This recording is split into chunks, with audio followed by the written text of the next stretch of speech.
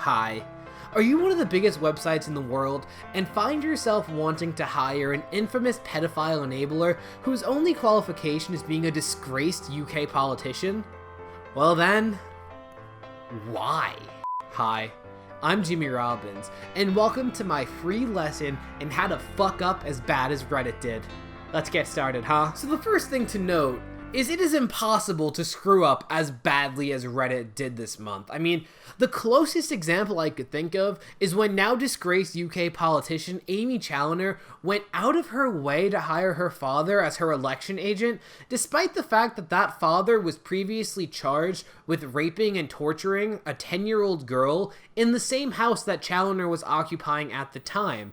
And when confronted with this fact, Challenor said she didn't know her father's crimes, despite the fact that she felt it was necessary to give her father a fake name in campaign documents.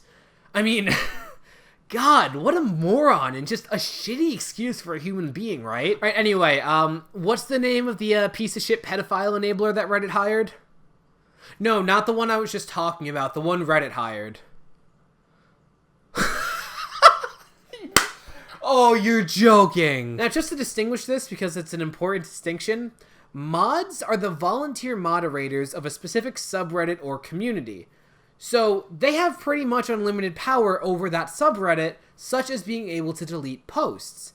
However, the moderator of one subreddit has absolutely no power over a different subreddit that they are not a moderator of. Admins, on the other hand, are employees of Reddit who have moderator privilege across the entire website. Now, this all started in r/UK politics, when a moderator posted an article and was banned from Reddit as a result.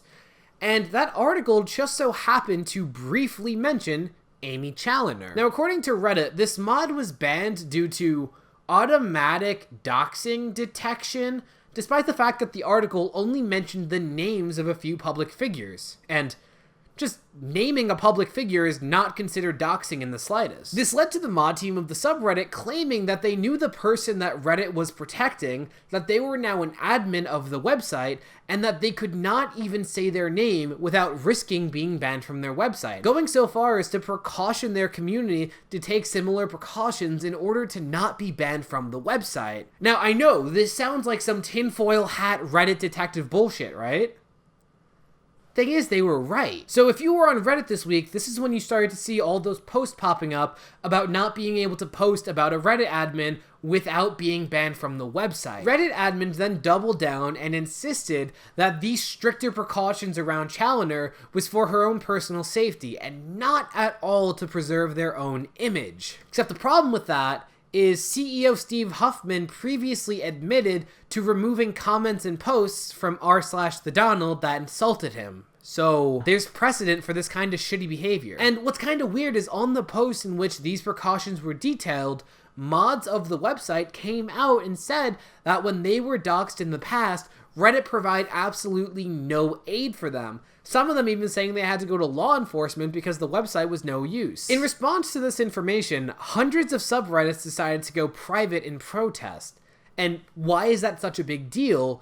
It means that if you weren't already a member of that subreddit, you cannot see any of the posts in that community. So let's say you make a new account, or you're on the website without an account, huge parts of the website are now limited from you, giving you less incentive to be on the website, which would cost Reddit a lot of money. And within a week of this controversy starting, Reddit was forced to fire Aimee Challenor. So yeah, the problem's solved, right? Why does this still matter? A few reasons, actually. One of the biggest websites in the world hired a known pedophile enabler. Like, this person has a Wikipedia page with this information on it. And I cannot stress enough how big of a piece of shit this person is.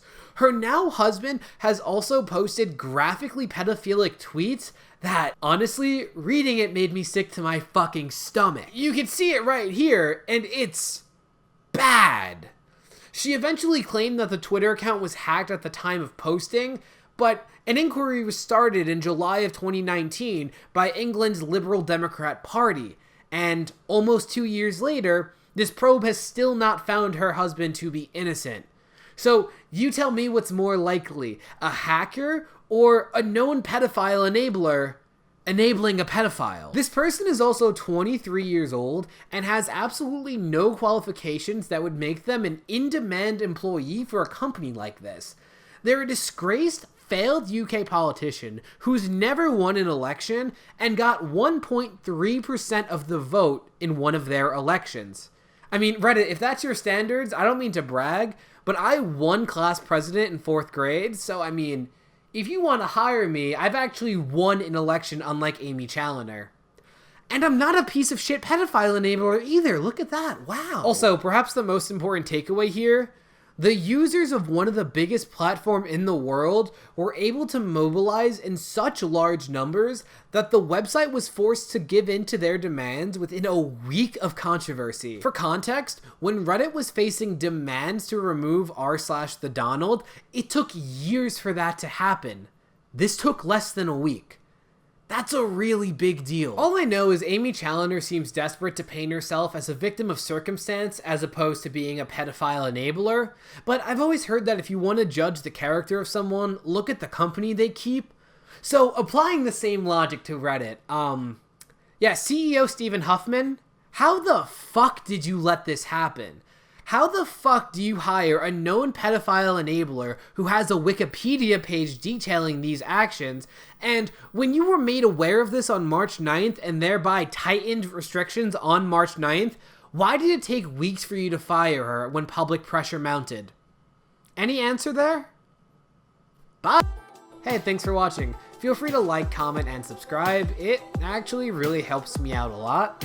I make comedic commentary videos of the informative and satirical variety every Friday, and if you're not convinced yet, you can check out some recommendations above. Alright, well, thanks again. Bye!